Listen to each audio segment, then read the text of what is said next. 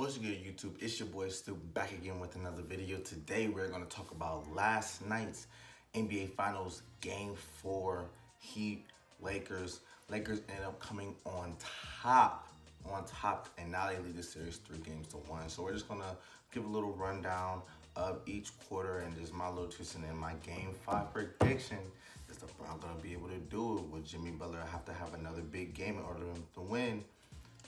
We'll all see, but without further ado, man, let's get straight into the video. And before I get into the video, like, comment, subscribe if you're new here. If you enjoy the content, watch the previous videos. I know sports information constantly goes, but hey, watch your boys' old content. Why not? You may enjoy some things. You may see some of my predictions. You may see what I talk about. Without further ado, let's get straight into the video. So, going into the NBA Finals Game 4, there were some question marks about who was going to play for the Heat. Was Bam going to be able to play and Goran Dragic going to play? Now, ultimately, Bam Adebayo was able to play, was able to compete, and the whole game, he was a real good contributor for the Heat. In the first quarter, KCP, Contavious Caldwell-Pope, he really got off to a really hot start. He made 8 quick points for the Lakers, 2 threes, and a layup. And usually, Contavious Caldwell-Pope, he's one of those people that struggles. Him and Danny Green, a lot of people on social media like to give him a lot of slack. But I mean, you gotta show up on the biggest stage. And KCP in that first quarter really showed up and did what he had to do. It was also great to see Bam back in the lineup after he missed in the previous 2 games with the neck and the shoulder injury that he suffered in Game 1. You can tell that he was ready to get out there. And it was just really exciting. Tyler Hero, also the 20-year-old rookie, the youngest ever, if you didn't know, the youngest ever player to start in the NBA Finals. That's ridiculous. 20 years old. I mean, I'm 22. I'm not gonna be out there in the NBA, but I still look like that. You know what I'm saying? But kudos to the brother, cause he's doing his thing. He was off to a good start as well. And by the end of that time, LA was up. On the Heat 27-22 after the first quarter. Second quarter, LeBron started putting in work because in the first quarter, LeBron only had so many points. He wasn't really aggressive. He had a lot of turnovers and he wasn't doing LeBron X things. So we needed him to really turn up, and that's what he was doing. He was able to turn up. He had a couple nice buckets that he was like, all right, it's go time, But the Heat were really, really impressive. They were able to stay with the Heat the whole time. They weren't backing down from anything. A little bit of physical play here and there, buckets by both teams, and I really think that second quarter was very important for the Heat because that gave them momentum into the second half. But the one thing the 2 things I will say about this, teams were not shooting the ball very well. They were not shooting the ball very well. Even though the Lakers shot about 45% from 3 by halftime, and the Heat shot only 26%. It didn't really seem that well they were shooting the ball at all. And it was a low-scoring game. So at halftime, the Lakers were up 49-47. Here are some of the halftime stats. That were going on for the Heat and the Lakers. One thing I would say that Anthony Davis had a real chill game. Now, in the second half, that boy was heating up. And we're going to talk about what happened. But he was just really mellow in the beginning. Like, he just wasn't as aggressive. And for the first 2 games, Anthony Davis scored 34 points.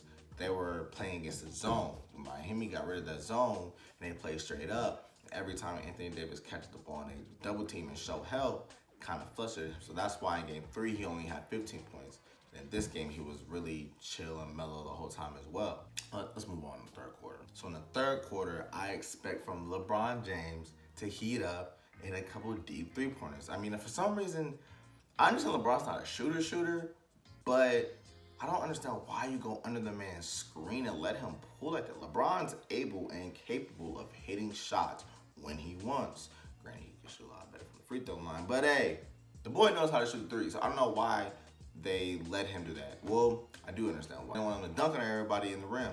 So I get it. And I'll say on the Heat side, Jimmy Butler wasn't really aggressive like I thought he was gonna be. Like, he just seemed more kind of just chill. He was deferring to Duncan Robinson and Tyler Hero. Tyler Hero's the youngest starter in NBA Finals history. Now, he was making a lot of rookie shots. Now, when I say that, there are times where he's pulled up from three. There are times where he may have looked a little light on the layup contested and just shooting shots that, yes, a rookie would shoot. And you can't say, pull him. The man's been doing that all year. But it's times where certain situations don't need certain shots, and I think that he's only going to get better. He's only going to become a star and a superstar in this league by learning when to take certain shots. But hey, he's a rookie, so he's going to make those mistakes. Now, granted, it's more important not to make those mistakes in the NBA Finals, but hey, he made those mistakes. But the Lakers were up 75-70 on the Heat. Going to the fourth quarter, man, this is where you gotta dig deep. You gotta, every ounce of energy, all of blood, sweat, and tears, you gotta give it all now. And it was real physical. A couple key fouls from Jay Crowder on LeBron, and it was getting a little dicey. I don't know who Jay Crowder think he is. I mean, yeah, he a little diesels too, but not LeBron James diesel, you know what I'm saying?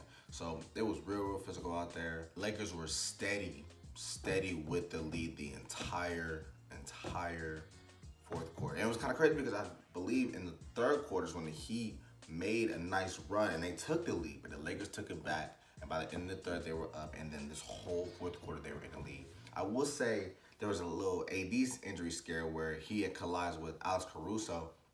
And I was like, oh no, don't do this. But he got up and was able to hit clutch buckets. And I think the other player I give a shout out to is Kentavious Caldwell-Pope. Because like I said, people give him a hard time all the time on social media. But that boy was coming in clutch.